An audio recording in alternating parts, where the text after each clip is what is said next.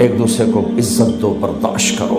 میرے نبی نے فرمایا بہترین مسلمان وہ ہے جو بیوی سے اچھا سلوک کرتا ہو، اور بیوی سے فرمایا میری شریعت میں سجدہ ہوتا تو بیوی سے کہتا خامند کو سجدہ کر۔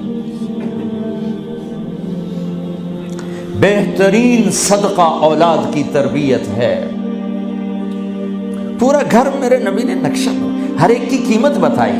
ماں تیرے قدموں تلے جنت، کا کاش میری ماں زندہ ہوتی، تم دیکھتے میں کیا کرتا، میں عشاء کی نماز کے مصلی پر ہوتا، میں سورۃ فاتحہ پڑھ رہا تھا، ادھر سے آواز آتی میری ماں کی محمد، تو میں نماز توڑ کے کہتا لبیک اماں جان۔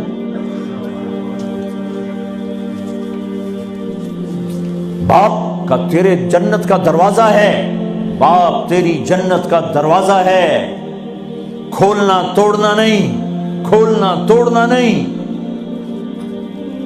توڑ دیا تو جنت میں نہ جا سکو گے۔ سب سے بہترین مسلمان جو بیوی سے اچھا سلوک کرے، سب سے بہترین عورت جو اپنے خامند کی منشا کو دیکھے۔ پھر آپ نے ایک عجب بات فرمائی جو معاشرے میں بہت بوجھ بنتا ہے جس کا، ہاں بھائی تمہیں ایسا صدقہ بتاؤں جس سے بڑھ کے کوئی صدقہ نہیں، تمہیں ایسا صدقہ بتاؤں جس سے بڑھ کے کوئی صدقہ نہیں۔ انہوں نے کہا جی کیا؟ کہا الابنۃ المردودہ، جس کی بیٹی کو طلاق ہو گئی یا بیوہ ہو گئی اور گھر واپس آ گئی ماں باپ کے، یا ماں باپ نہیں ہے تو بھائی ہیں، وہ ایک بوجھ بنتی ہے ماں باپ پر بھی، اور بھائی تو ویسے ہی باغی ہو جاتے ہیں۔ میرے نبی نے فرمایا اس بچی پہ خرچ کرنا کائنات کا سب سے افضل صدقہ ہے۔ گھر، ایک گھر کیسے چلتا ہے؟ ہمارے ہاں پنجاب سندھ بلوچستان سرحد میں بہنوں کو وراثت میں کوئی حصہ نہیں ملتا، سب بھائی کھا جاتے ہیں۔ میرے نبی نے فرمایا جس کو اللہ نے 2 بہنیں دیں اس نے ان کا حق ادا کیا، شادی کی حق ادا کیا۔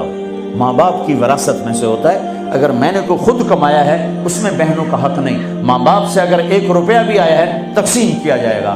جس نے بہنوں کا حق ادا کیا، شادی کی حق ادا کیا، اس پہ جنت واجب ہو گئی۔ جس کو اللہ نے 3 بیٹیاں دی، اس نے ان کی ڈولی اٹھائی، وہ جنت میں میرے ساتھ یوں ہوگا۔ ایک بولے اگر 2 ہوں، کہ جس نے 2 بیٹیوں کی شادی کی وہ بھی ایسے ہوگا۔ اللہ بھلا کرے۔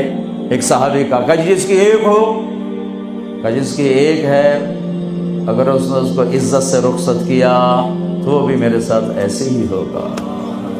پھر کئی بچیوں کو طلاق پڑی ہے کہ اس کو بیٹا نہیں ہوتا۔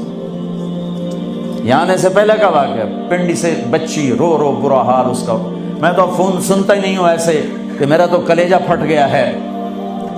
ہے کہنے لگی کہ سسرال نے کہا تھا بیٹی ہوئی تو طلاق دے دیں۔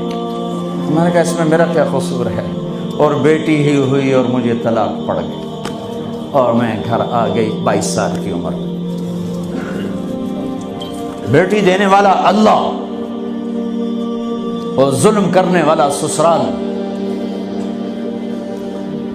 میرے نبی کو اللہ نے بیٹے دے کے اٹھا لیے، قاسم اٹھا لیے، عبداللہ اٹھا لیے، ابراہیم اٹھا لیے، 4 بیٹیاں دی، 3 زندگی میں اٹھا لی، زینب، ام کلثوم، رقیہ، تینوں آنکھوں کے سامنے چلی گئیں۔ فاطمہ سے نسل چلی، آپ نے فرمایا لوگوں کی نسل بیٹے سے چلتی ہے، میری نسل میری بیٹی فاطمہ سے چلی۔ اس لعنت کو دھویا۔ عورت کا کیا قصور ہے اگر اس بیچاری کو بچیاں ہو رہی؟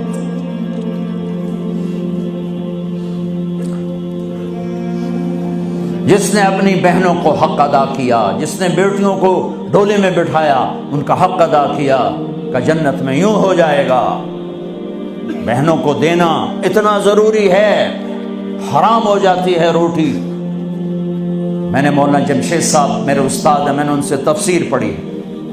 میں ایک دن شہد کی بوتل لے کر گیا، پرانی بات ہے 76-77۔ میں نے کہا حضرت یہ ہدیہ ہے۔ فرمایا کہاں سے لائے ہو؟ کہ میرے اپنے باپ ہے۔ فرمایا تیرے باپ نے اپنی بہنوں کو، تیرے باپ نے اپنی بہن یعنی میری پھوپھیوں کو، تیرے باپ نے اپنی بہنوں کو زمین میں سے حصہ دیا تھا؟